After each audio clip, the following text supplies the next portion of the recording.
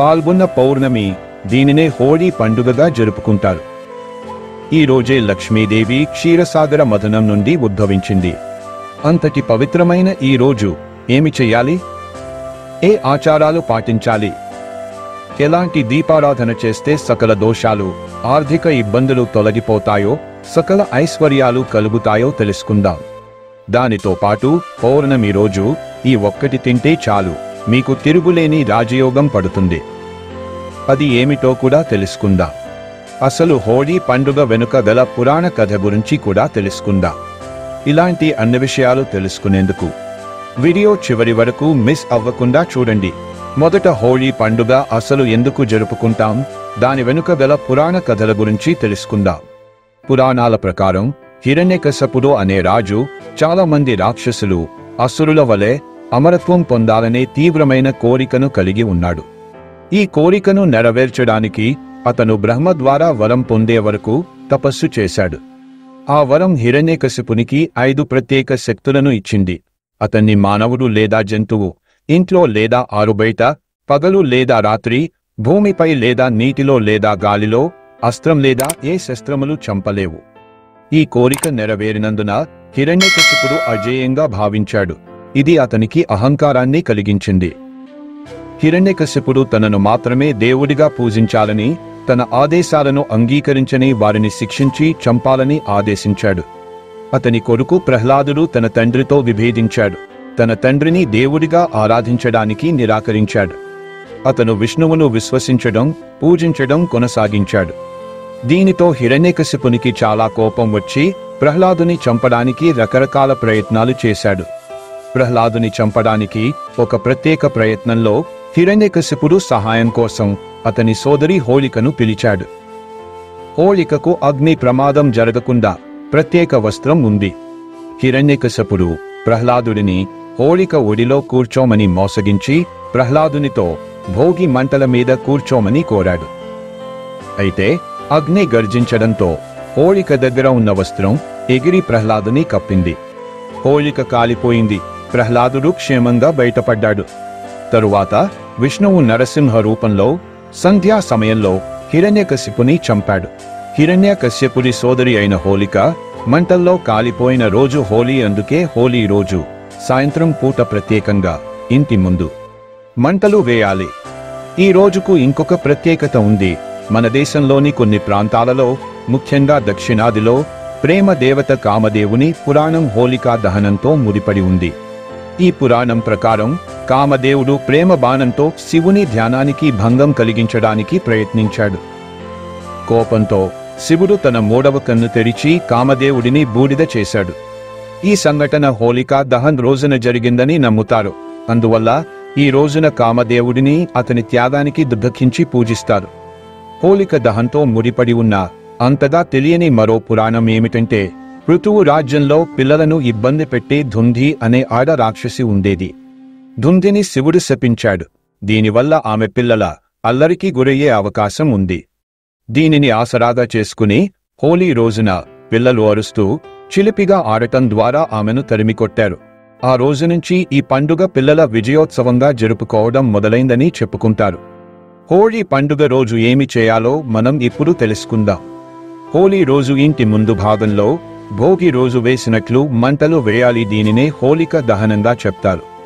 ఇలా ఈ రోజు ఇంటి ముందు భాగంలో మంటలు వేస్తే నరఘోష, నరపీడ, దిష్టి దోషం వీటి నుండి సులభంగా బయటపడవచ్చు. ఈ దుంధి అనే రాక్షసి మరియు హోళిక చిన్న పిల్లలకు బాధలు కలిగిస్తారు. చిన్న పిల్లల్ని ఇబ్బందులు పెడతారు. అందుకే ఈ ఇద్దరిని మంటల్లో దహిస్తామో అని పెద్దలు చెప్తారు. హోళీ రోజు ఇంటి ముందు మంటలు వేస్తే పిల్లలకు ఎలాంటి బాధలు ఉండవు.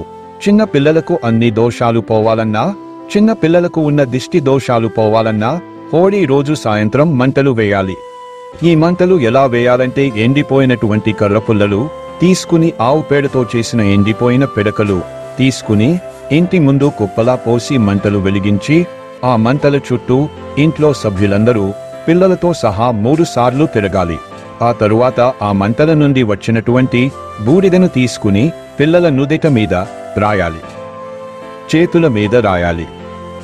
ఇలా చేస్తే మీ పిల్లలకు సంవత్సరం మొత్తం కూడా నరఘోష, నరపీడ, దిష్టి దోషం లాంటివి సోకవు.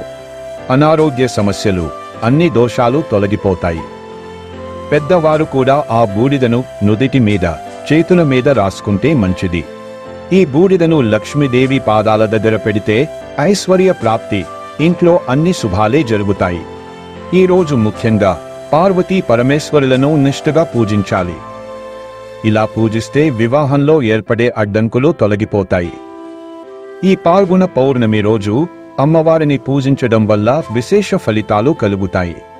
ఈ రోజున వ్రతం ఆచరించి సాయంత్రం పూట చంద్రుణ్ణి ఆరాధించడం వల్ల శుభ ఫలితాలు కలుగుతాయి. ఈ రోజు లలిత సహస్రనామం పారాయణం చేయటం ద్వారా అష్టైశ్వర్యాలు కలుగుతాయి. ఫాల్గుణ మాసంలో వచ్చే పౌర్ణమి ఎంతో విశేషమైంది. ఈ రోజు సాయంత్రం సమయంలో ఇంట్లో లక్ష్మీనారాయణుల ఫోటో ముందు మరియు శివపార్వతుల ఫోటో ముందు ఉసిరికాయతో దీపం వెలిగించి పూజించిన వారికి అష్టైశ్వర్యాలు సిద్ధిస్తాయి. దీనికోసం ఒక ఉసిరికాయను తీసుకుని దానిపై ఒక బొద్దువత్తుని ఆవు నెయ్యిలో ముంచి దానిపై పెట్టి దానిని ఫోటో ముందు ఉంచి ఊదుకడ్డితో వెలిగించాలి. ఇలా వెలిగించి మీ మనసులోని కోరికను చెప్పుకుంటే ఆ కోరిక తప్పక నెరవేరుతుందని పురాణ వచనం. ఇలా ఈరోజు ఎవరైతే ఉసిరికాయ దీపాన్ని వెలిగిస్తారో వారి ఇంట్లో అష్టైశ్వర్యాలు, భోగభాగ్యాలు కలుగుతాయి. వారు పట్టిందల్లా బంగారమే అవుతుంది. ఆ ఇంట్లో శివపార్వతుల అనుగ్రహం, లక్ష్మీనారాయణుల అనుగ్రహం తప్పక ఉంటుంది. లక్ష్మీదేవికి ఉసిరికాయ దీపం అంటే ఎంతో ఇష్టం. అత్యంత శక్తివంతమైన పాల్గొన పౌర్ణమి రోజు మీరు ఇలా ఉసిరికాయ దీపాన్ని లక్ష్మీనారాయణుల ఫోటో ముందు వెలిగిస్తే లక్ష్మీదేవి ఎంతో సంతోషించి ఆ ఇంట్లో స్థిర నివాసం ఏర్పరచుకుంటుంది. వారు చేసే అన్ని పనుల్లో విజయాలను ప్రసాదిస్తుంది. ఈరోజు లక్ష్మీదేవి అమ్మవారికి సన్నజాజి పువ్వులను మాలగా గుచ్చి సమర్పిస్తే చేపట్టిన కార్యాలు దిగ్విజయంగా పూర్తవుతాయి. లక్ష్మీదేవికి కలకండ దద్దోజనం నైవేద్యంగా సమర్పిస్తే శుభ ఫలితాలు కలుగుతాయి. ఈరోజు ఆవు నెయ్యితో దీపారాధన చేస్తే సకల దోషాలు, ఆర్థిక ఇబ్బందులు తొలగిపోతాయి. రాత్రి సమయంలో పౌర్ణమి గడియలలో అటుకులు, బెల్లం, పాలు ఈ మూడింటిని కలిపి తినటం వల్ల మానసిక బలం పెరుగుతుంది. చంద్రుడు మన కారకుడు కావున ఇలా చేస్తే మానసిక పరమైన సమస్యలన్నీ పోతాయి. జీర్ణక్రియ మెరుగుపడుతుంది. మానవ శరీర వ్యవస్థను శుద్ధీకరిస్తుంది. అత్యంత పర్వదినమైన ఈ రోజు ఉదయం, సాయంత్రం స్నానం చేసే నీటిలో చిటికెడు గల్లుప్పు, 2 ఉసిరికాయ ముక్కలు వేసుకుని స్నానం చేస్తే ఆ నీటి ద్వారా పాపాలు, దరిద్రాలు పటాపంచలు అవుతాయి. దీనికోసం ఉసిరికాయను ముక్కలుగా కోసి వాటిని స్నానం చేసే నీటిలో వేసుకోవాలి.